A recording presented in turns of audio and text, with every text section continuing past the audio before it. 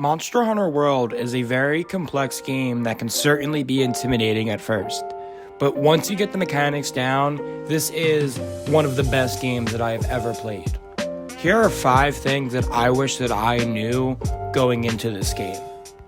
Number 1, the maps in this game are so detailed, so immersive, and absolutely riddled with cool sorts of details, traps, resources, or things that will just help you along the way. And even after playing the same map for over dozens and dozens of hours, I can promise you're still going to be discovering new things. I do believe a lot of the magic in this game is discovery, so I won't expose too much, but I will give you guys an example. When I first started playing, I really didn't know much about the palicos that you could run into as you explore the maps. And you will see on every single map, there is always one palico that's by itself on some sort of elevated surface. And if you talk to it, it tells you that if you ride a monster, it will try to capture it. Now, I remember trying to just use my clutch claw and thinking that that would work, and it didn't, and I just didn't understand.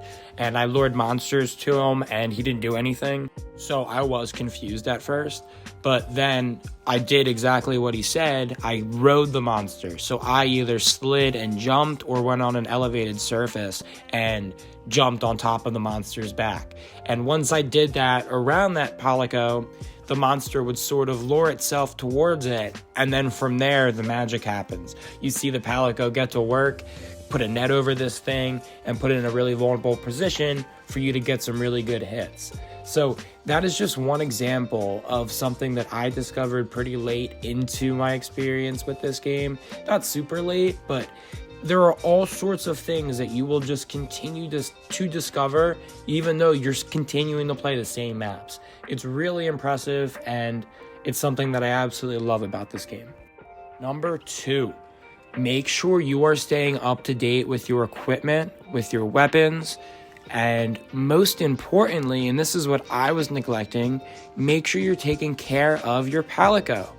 So, something that you will be missing out on is if you're not using your latest resources to craft the best weapons and armor for your friend, you're just going to be missing out. Because as you level up and as you hook your homie up with better gear and better weapons, you will see him get to work and get better and actually impact your fights. So a huge piece of advice is not only staying up to date with your own equipment, but with your partner, with your palicos. Also, I'm sure he just appreciates it too. Number 3, bounties, investigations, and optional quests are everything in this game. Do not forget about those. So, biggest thing about that is they all are going to offer you different things. So, like I just referred to in my previous point, it's really important to stay up to date with the armors that you're progressing throughout the game, especially when a boss feels too difficult. Try upgrading your gear to the latest gear that you can to see if that helps.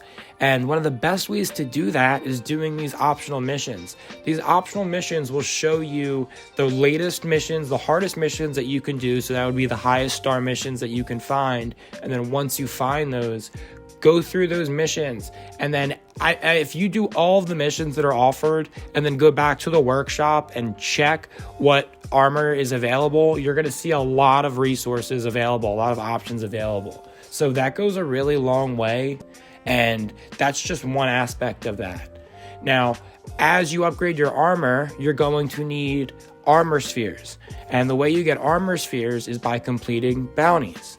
Now, the beauty of this game is you can do both of those things at once. So you can enable bounties and then complete those bounties while you're doing these optional quests.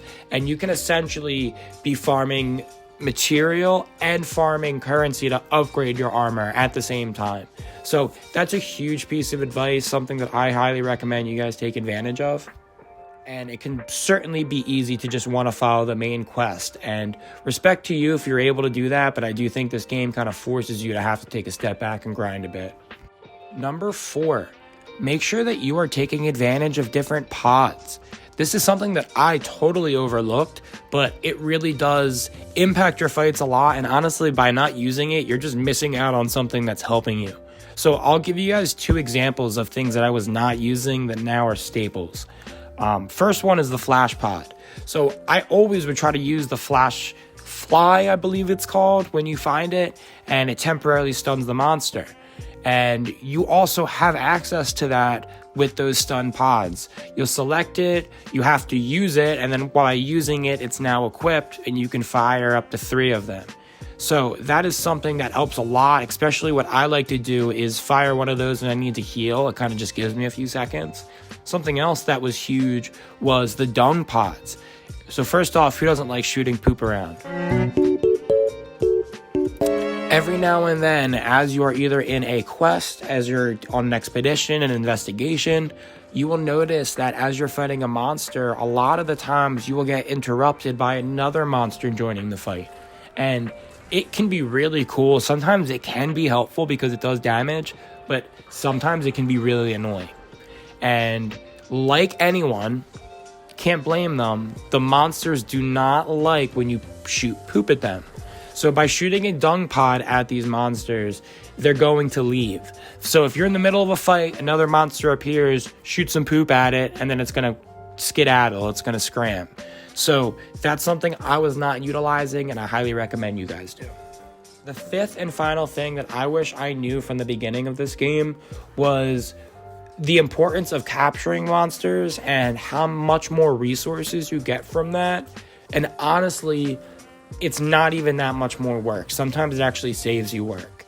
It's just about getting in the habit of doing it when you can, but that's something that I found really helpful, and I really enjoy the whole experience of capturing a monster.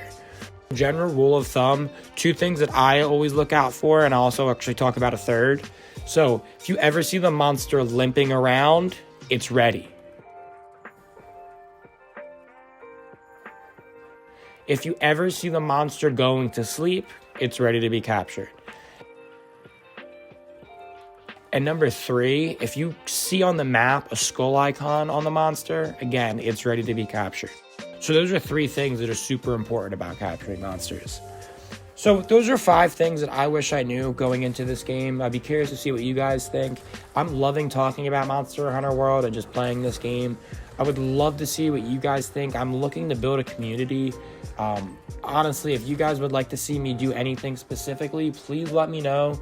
Or even if you just want to talk about your experience, let me know in the comment section. Let's just talk about this game a little bit. Thank you guys so much for bearing with me. I hope you have a great rest of your day.